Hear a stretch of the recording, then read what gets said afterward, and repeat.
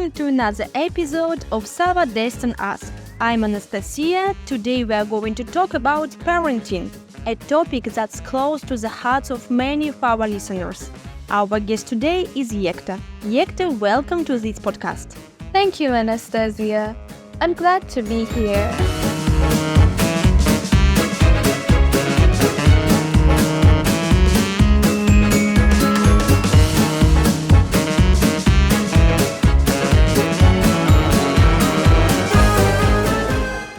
So, Yekta, let's start with the basics. What is parenting and why is it important?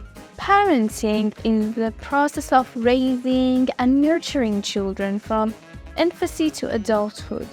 And I think it's very important because it shapes the development of children, both physically and emotionally, and it prepares them for the challenges of life. That's true. And parenting is not an easy job, is it? No, it's not. Parenting is one of the toughest jobs in the world because there's no manual or guidebook that tells you how to do it. Every child is unique, and what works for one child may not work for another. And I think parents should be adaptable, patient, and compassionate to be successful. That's so true. Now let's talk about discipline. Many parents struggle with discipline, and some even avoid it altogether. What advice would you give to parents who are struggling with discipline?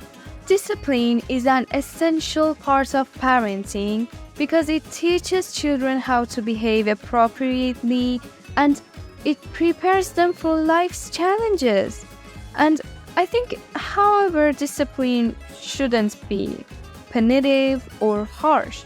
And parents should use positive discipline techniques that reinforce good behavior rather than punishing bad behavior.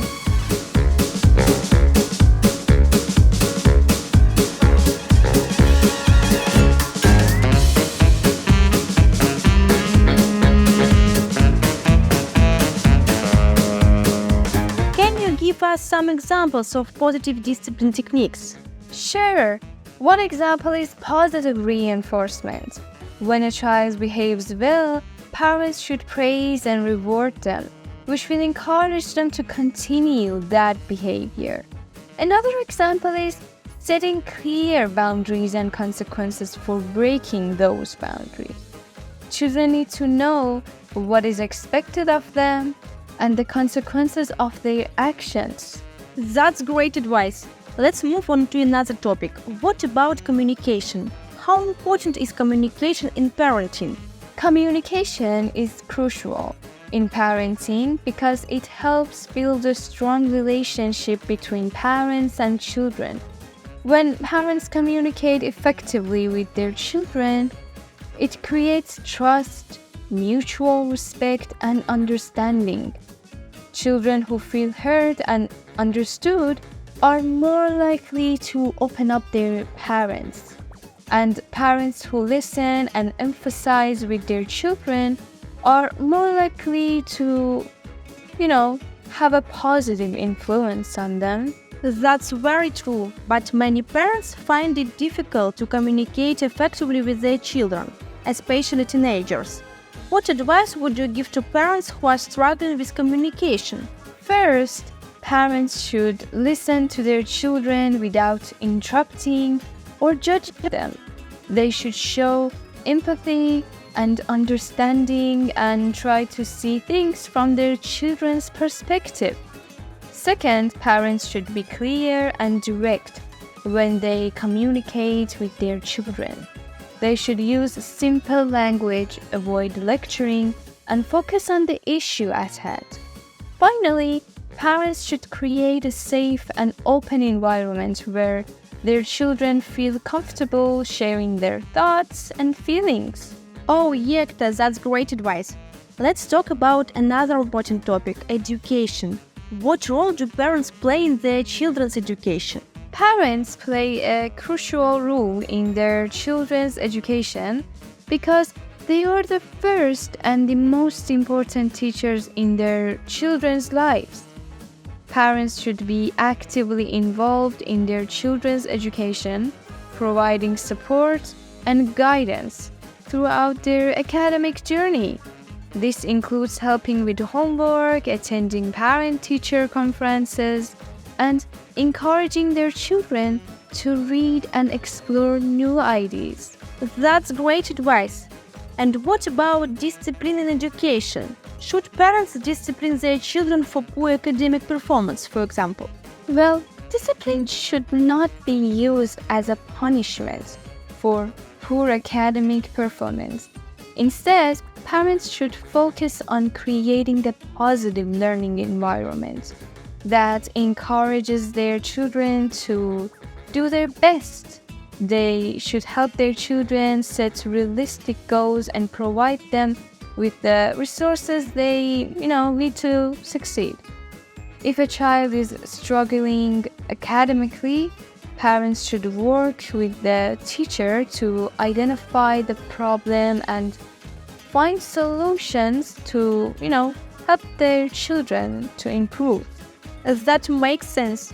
Let's talk about another important topic, screen time. Many parents struggle with managing their children's screen time, especially with the increasing use of smartphones and tablets. What advice would you give to parents who are struggling with this issue? Screen time can be a double-edged sword. On the one hand, technology can be a powerful tool for learning and communication. On the other hand, excessive screen time can have negative effects on children's physical and mental health. Parents should set limits on their children's screen time and monitor their online activity to ensure their safety. They should also encourage their children to engage in other activities such as sport, reading, and creative games. That's great advice. Let's talk about another important issue, parenting styles. What are the different parenting styles and what are their effects on children? There are 4 main parenting styles: authoritative, authoritarian, permissive, and uninvolved. Authoritative parents are warm, responsive, and set clear boundaries and are associated with positive outcomes in children's development. Authoritarian parents are strict and demanding and can lead to negative outcomes such as anxiety and low self-esteem. Permissive parents are lenient and they allow their children to do whatever they want, which can lead to poor behavior and lack of discipline. And the last one is uninvolved. Uninvolved parents are neglectful and show little interest in their children's lives, which can have a very negative effect. Great, thank you for that overview, Yekta. We have some questions from our listeners that I would like to ask you. The first question is from Rose, who asks, how do I handle my toddler's tantrums? Tantrums can be challenging for any parents to handle, but it's important to remember that they are a normal part of a child's development. When a child has a tantrum, they are expressing their frustration, anger, or other emotions that they don't have the language skills to articulate with them yet. And I think one way to handle tantrums is to stay calm and model the behavior you want your child to exhibit. Try to understand the root cause of the tantrum and offer comfort and reassurance to your child. You can also set clear and consistent boundaries and consequences for inappropriate behavior. But always remember to do so in a calm and loving manner. Thank you, Yekta. Our next question is from Nigar, who asks, how can I encourage my child to read? Reading is an important skill for children to develop, as it helps with the language development, comprehension, and critical thinking. One way to encourage your child to read is to make it a fun and enjoyable experience. You can start by reading to your child from a young age and exposing them to a variety of books.